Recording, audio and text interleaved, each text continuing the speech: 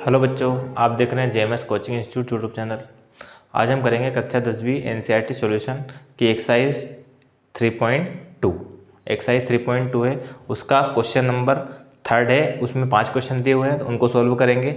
देखें, अगर वीडियो अच्छी लगे तो लाइक शेयर सब्सक्राइब जरूर करें। देखिए, क्वेश्चन है आपका आज का कि दो संख्याओं का अंतर 26 है तथा एक संख्या दूसरी संख्या के कितनी गुना है, 3 गुनी है, तो उन्हें अपने को ज्ञात करना है ना। अब देखो, इस तरह से अपने को क्या ज्ञात करना है, उन्हें ज्ञात करना मतलब संख्याएं ज्ञात करना है ना।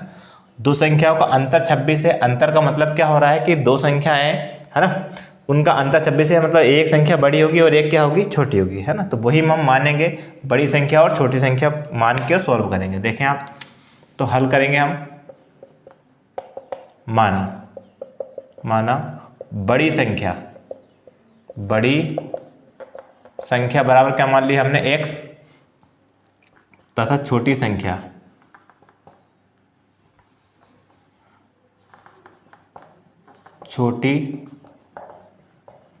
बराबर क्या मान ली हमने, y। ठीक है, बड़ी संख्या को x माना, छोटी संख्या को y माना। अब देखो, दो शर्तें दी है, दो संख्याओं का अंतर 26 है। तो पहली शर्त तो ये दी है, पहली शर्त क्या दी है कि उनका अंतर 26 है ना। तो एक संख्या कितनी है, x, और दूसरी कितनी है, y, और उनका अंतर मतलब माइनस बराबर कितना है, 26।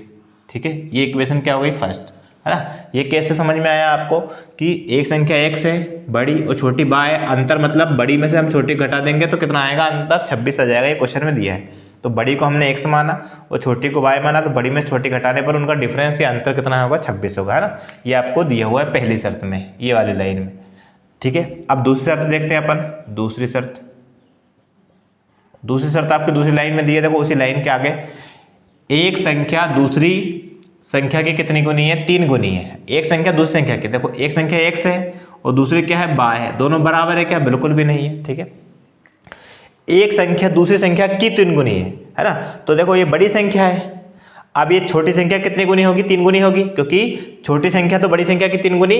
देखो, ये तो छोटी है पहले से, ये आपकी y क्या है, छोटी संख्या, और x क्या है, बड़ी संख्या। अब दोनों को बराबर करने के लिए जो छोटी संख्या है वो बड़ी संख्या कितनी गुनी है, 3 गुनी। क्वेश्चन में दिया है एक संख्या दूसरी की 3 गुनी है, तो हमने बड़ी संख्या अगर x मान ली तो छोटी संख्या क्या हो गई, y, और y का 3 गुना क्या होगा, x के बराबर होगा, क्योंकि ये बड़ी संख्या किसके बराबर है, छोटी संख्या के 3 गुने के। गुना मतलब गुणा, 3 का गुणा।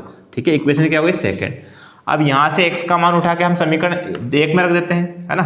तो यहां रखेंगे x का मान, ऐसा लिखते हैं समीकरण 2 से। कौन से समीकरण से, समीकरण 2 से x का मान कहाँ रखने पर, समीकरण 1 में रखने पर। ये आपकी प्रतिस्थापन विधि है। ठीक है, तो समीकरण 1 में देखो, x की जगह पर मान रखेंगे कितना, 3y माइनस y, ऐसा कैसे, बराबर कितना, 26। 3y प्लस का और y माइनस से घटेगा, 3y में से 1y घटाएगा, कितना बचा आपका, 2y, बराबर कितना हो गया आपका, 26। y का मान निकालें 26, गुणा वाला 2 है, कहाँ जाएगा, डिवाइड में, तो y बराबर कितना हो जाएगा, 2 का भाग देंगे तो 13, कितना आ गया, 13।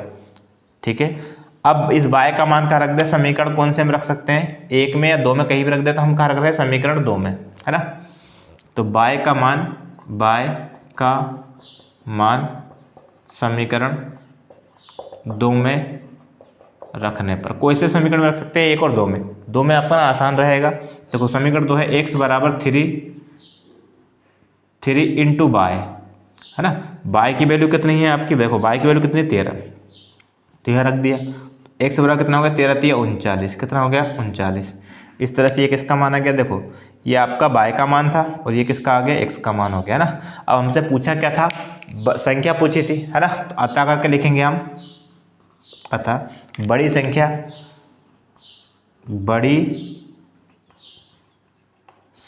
बराबर कितनी थी, x, और x का मान कितना, 39। वो छोटी संख्या क्या थी, y, और y का मान कितना आया था आपका, 13। ये हमारे x और y के मान होंगे ना। ठीक है, हम यहाँ चेक भी कर सकते हैं। देखो, एक संख्या 26, इनका अंतर 26 होगा, है ना। इनका अंतर कितना होगा कि देखो 39 और 13 का अंतर कितना होगा 26 होगा, और 39 जो बड़ी संख्या है छोटी संख्या कितने गुनी है 3 गुनी, 13 का 3 गुना कितना होता है 39 होता है। इस तरह से हम चेक भी हम कर सकते हैं ना। नेक्स्ट क्वेश्चन देखते हैं। देखें नेक्स्ट क्वेश्चन है आपका कि है ना थर्ड क्वेश्चन का, थर्ड का सेकंड, दो संपूरक कोणों में बड़ा कोण छोटे कोण से 18 डिग्री क्या है अधिक है। बड़ा कोण छोटे कोण से अधिक है कितना 18 डिग्री।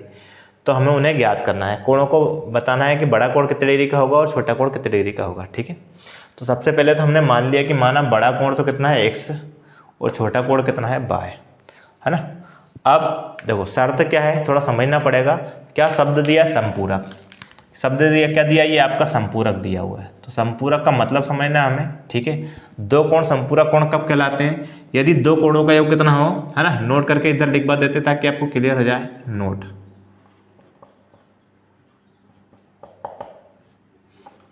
यदि दो कोणों का योग कितना हो 180 डिग्री हो तो वह कोण एक दूसरे के संपूरक होते हैं, संपूरक होते हैं। क्या लिखा है नोट करके, है ना। इंपॉर्टेंट फैक्ट है आपका, ऑब्जेक्टिव में पूछा जा सकता है कि संपूरक कोण किसे कहते हैं। तो हम लिखेंगे अगर दो कोण है और दोनों कोणों का योग 180 डिग्री आ रहा है तो वो एक दूसरे के क्या होते हैं संपूरक होते हैं। एग्जाम्पल के तौर पे जैसे मान लो आपका 50 डिग्री है तो 50 का संपूरक कितना होगा आपका 130 डिग्री। क्यों, क्योंकि 50 और 130 को जोड़ने पर कितना आता है 180 आता है। ठीक है, तो 50 का संपूरक है 130 और 130 का संपूरक है 50। ठीक है, जैसे मान लो आपका एक कोण हो गया 100 डिग्री, है ना, और इसका संपूरक कोण पूछा है तो संपूरक कितना होगा 180 में से 100 को घटा दो तो 80, कितना हो जाएगा 80। अब चेक करो 100 का संपूरक 80 और 80 का संपूरक क्या 100, क्योंकि दो कोणों का योग अगर 180 होता है तो वो कोण एक दूसरे के क्या होते हैं संपूरक कोण कहलाते हैं। बात समझ में आ गई होगी लगभग, है ना। तो संपूरक कोण किसे कहते हैं, क्योंकि ऑब्जेक्टिव में पूछा जा सकता है ना कि संपूरक कोणों का योग कितना होता है तो 180। तो देखिए आप बड़ा कोण x माना था और छोटा कोण क्या माना था y। अब पहली शर्त, दो शर्तें दी हैं। पहली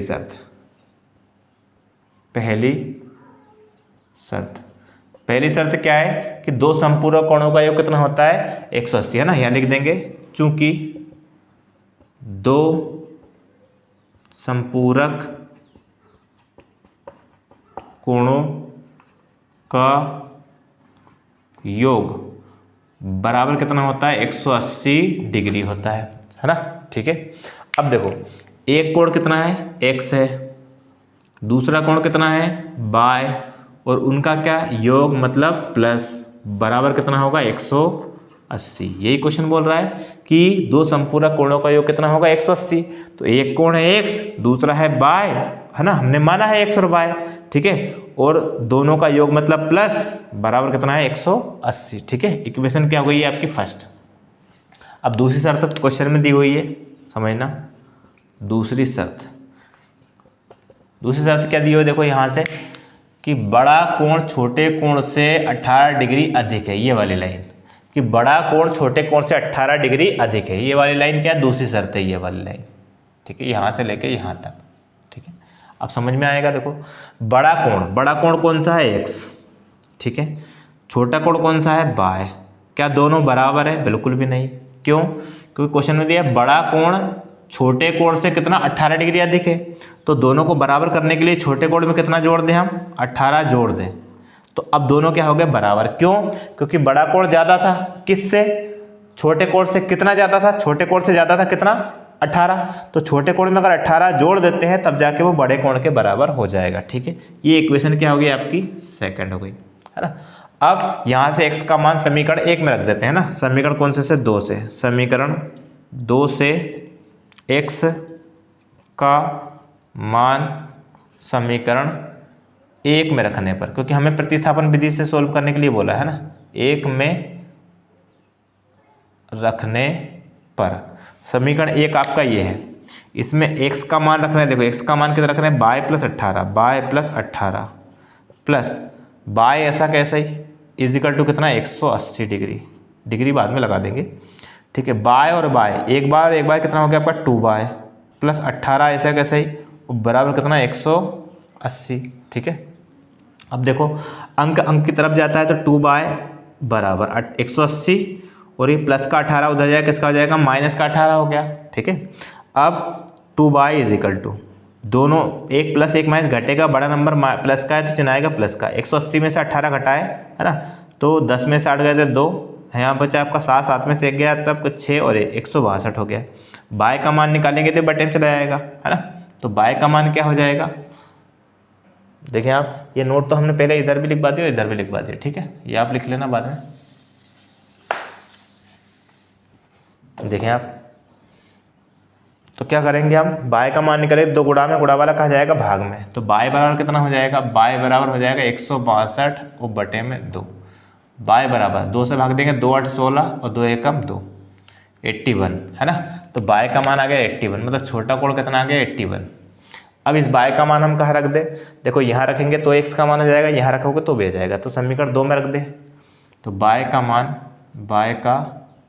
मान समीकरण 2 में रखने पर, समीकरण 2 है आपका x बराबर बाय प्लस 18, ठीक है। इसमें किसका मान रख रहे हैं अपन, बाय का, तो x बराबर बाय का मान 81 और प्लस 18, दोनों को जोड़ेंगे तो x बराबर कितना आ जाएगा 99 आ गया है ना। अब ये तो x और बाय के मान आए, हमसे क्या पूछा था, बड़ा और छोटा कोण, तो हम लिखेंगे अतः बड़ा कोण बराबर x का मान कितना है 99, तो 99 और डिग्री, कोण किस में आता है, डिग्री में आता है, और छोटा कोण देखो छोटा कोण कितना था बाय, और बाय का मान कितना है 81, तो 81 डिग्री, ठीक है। तो इस तरह से हमारा x और y का मान आ गया, मतलब बड़ा कोण छोटा कोण आ गया। चेक भी कर सकते हैं आप, कैसे चेक कर सकते हैं, चेक करो 81, देखो इनका योग 180 होना चाहिए संपूरक कोण है, तो 99 और 81 को 81 को जोड़ेंगे कितना आएगा 180, और बड़ा कोण छोटे से 18 अधिक होना चाहिए, देखो ये 99 है और ये 81, इसमें से इसको घटाएंगे तो इसका ये कितना 18 अधिक हो जाएगा आपका है ना, इसमें से घटाएंगे कितना आएगा 18 आएगा। इस तरह से हम इसको सोल्व करेंगे है ना, चेक करेंगे। अगला क्वेश्चन देखते हैं अपन, देखिए नेक्स्ट क्वेश्चन है आपका क्वेश्चन नंबर 3। एक क्रिकेट टीम के कोच ने 7 बल्ले और 6 गेंद खरीदी 3800 रुपये में, ठीक है। आगे दिया है बाद में उसने 3 बल्ले और 5 गेंद और खरीद ली, कितने 1750 रुपये में, प्रत्येक बल्ले और प्रत्येक गेंद का मूल्य ज्ञात करना है। तो देखो सबसे पहले मानते क्या है वो हमें समझ में आना चाहिए कि हम मानेंगे कैसे, तो आपसे लास्ट लाइन में जो पूछा होगा वही आपको क्या करते हैं, सपोज करते हैं मानते हैं। देखो आप लास्ट लाइन में हमसे क्या पूछा है, प्रत्येक बल्ले और प्रत्येक गेंद का मूल्य पूछा है, मतलब एक बल्ले और एक गेंद का मूल्य, तो वही हमने माना एक बल्ले का मूल्य कितना 100 रुपये और एक गेंद का मूल्य कितना 22 रुपये, ये हमने मान लिया। अब देखो शर्त है ना, बहुत सरल सी शर्त है, पहली शर्त क्या दी है आपको, कितने बल्ले खरीदे 7 बल्ले और कितनी गेंद खरीदी 6 गेंद, तो 6 गेंद है ना, 7 बल्ले और 6 गेंद है ना, इनका कुल मूल्य कितना 3800, तो कुल मतलब प्लस और बराबर ये कितना रुपए है 3800 रुपये है, कितना 3800 रुपये, ये क्वेश्चन में दिया हुआ है पहली शर्त में। क्या 7 बल्ले और 6 गेंद का कुल मूल्य कितना 3800 रुपये, तो दोनों को हमने प्लस कर दिया बराबर 3800। अब हम इसको इक्वेशन में बनाते हैं कैसे, 7 बल्ले कितने हैं 7 है और एक बल्ले का मूल्य कितना 100 रुपये, तो 7 का कितना हो जाएगा आपका 7x, क्योंकि संख्या में आप मूल्य का गुणा कर देते हैं। जैसे आपका मान लो आपने एक बल्ला खरीदा और उसका मूल्य कितना 200 रुपये, ठीक है, तो 2 खरीदे तो क्या करोगे 2 × 200 है ना, 3 खरीदेंगे तो कितना करोगे 3 × 200, क्यों, क्योंकि एक बल्ले का मूल्य अगर 200 रुपये है तो 2 का कितना हो जाएगा आपका 400 और 3 का कितना हो जाएगा आपका 600। इस तरह से हम क्या करते हैं गुणा करते हैं, मतलब इस तरह से हम किसका अमाउंट में है ना, पैसे में संख्या का गुणा करते हैं। तो वही हमने यहाँ लिखा है ना, कितने बल्ले खरीदे 7 बल्ले और एक बल्ले का मूल्य कितना 100 रुपये, तो 7 का कितना हो जाएगा 7x और प्लस कितने गेंद खरीदे 6 और एक गेंद का मूल्य कितना है 22 रुपये, तो 6 के कितना हो जाएगा 6 बाय बराबर कितना 3800 ये हो गई एक इक्वेशन, समीकरण 1। अब दूसरी शर्त देखो क्या दी है, यहाँ आगे लाइन में यहाँ से बाद में उसने 3 बल्ले और 5 गेंद खरीदी 1750 रुपये में, है ना। तो दूसरी शर्त लिख देते हैं हम यहाँ, दूसरी शर्त। दूसरी शर्त कितनी, 5 बल्ले हैं, 5 बल्ले और कितनी गेंदें, 3 गेंदें हैं, 3 गेंदें, है ना। कि 3 बल्ले हैं, 1 मिनट गलती हो गई, उल्टा हो गया। 3 तो बल्ले हैं और 5 गेंदें हैं, कितने में खरीदी, प्लस कुल कितने में खरीदी 1750 रुपये में, तो बराबर रुपए कितने 1750, ठीक है, इतने में खरीदी। अब इसको सॉल्व करते हैं, देखो 3 बल्ले का मूल्य कितना, 100 रुपये एक बल्ले का, तो 3 का कितना हो जाएगा 3x। इसी प्रकार एक गेंद का मूल्य 22 रुपये, तो 5 गेंद का कितना हो जाएगा 5 बाय, और बराबर कितना 1750। ये आपका इक्वेशन क्या हो गया, सेकेंड, है ना, दूसरा इक्वेशन हो गया। अब इसको हम प्रतिस्थापन विधि से सोल्व कर रहे हैं, है ना। तो कैसे सोल्व करेंगे, देखो यही क्वेश्चन अगर आपका आता है, डायरेक्ट क्वेश्चन आता है और उसमें मेथड का नाम नहीं लिखा जाता है, तो आप विलोपन से प्रतिस्थापन किसी से सोल्व कर सकते हैं। लेकिन अगर मेथड का नाम लिखा है तो उसी से सोल्व करना है, ठीक है। अब जैसे इसमें मेथड का नाम ऊपर क्वेश्चन 3 में लिखा हुआ है कि प्रतिस्थापन विधि से सोल्व कीजिए, है ना। तो देखो यहाँ से हम x या y का मान निकालेंगे, तो हम किसका मान निकाल रहे हैं, x का, समीकरण 2 से। तो 3x बराबर 1750 और गुणा में ये प्लस में है, प्लस का पक्षांतर हो किसका हो जाएगा, माइनस का 5 बाय हो जाएगा, ठीक है। फिर यहाँ से x का मान निकालेंगे, 3 गुणा में, गुणा वाला कहा जाएगा भाग में, तो 1750 माइनस 5 बाय और बटे में कितना 3। ये समीकरण क्या हो गया आपका 3 हो गया, ठीक है। अब देखो ये x का मान है, किससे निकाला हमने, समीकरण 2 से, तो किस में रखना है, समीकरण 1 में। तो यह लिखेंगे x का मान समीकरण 1 में रखने पर, ठीक है। समीकरण 1 लिख लेते हैं, देखो समीकरण 1 में वैल्यू रख रहे हैं 7, ब्रैकेट में x की वैल्यू कितनी थी, ये वाली 1750 माइनस 5 बाय और बटे में कितना 3 प्लस 6 बाय, ऐसा कैसे ही आएगा, और इजिकल टू 3800। इस तरह से हम सोल्व करेंगे। अब यहाँ क्या 3 से कट रहा है, क्या नहीं कट रहा है ना, तो इसको सोल्व करेंगे और फिर एलसीएम लेंगे, है ना। अब देखें आप, इधर नहीं आएगा, इधर लिख देते हैं अपन, कैसे, इधर लिखे देखें 17, देखो 7 से 3 नहीं कट रहा है, तो है ना क्या करेंगे, 7 का गुणा करेंगे इसमें, 0 7 5 35 के 5 हासिल के कितने 3, 7 7 49, 49 और 3 52 के 2 हासिल के कितने हो गए 5, 7 एकम 7 7 5 12, कितना हो गया 12,250। फिर 7 गुणा माइनस का 5 बाय में करेंगे तो 7 5 35 बाय, कितना हो जाएगा 35 बाय, और इसका बटे कितना है 3, बीच में क्या लगा है माइनस, प्लस लगा है, प्लस लगाएंगे 6 बाय, और इसका बटे कुछ नहीं है तो क्या लेंगे 1, बराबर कितना 3800। इस तरह से सोल्व होगा। कैलकुलेशन थोड़ा सा बड़ा है ना, लेकिन आ जाएगा। देखें आप, अब यहाँ ये इसका एलसीएम लेंगे, 3 और 1 का एलसीएम कितना आएगा आपका 3, इसका गुणा इधर, इसका इधर करेंगे तो ये आएगा आपका 12,250 माइनस 35 बाय प्लस 6 का एलसीएम करेंगे 36 18 बाय इजिकल टू कितना 3800।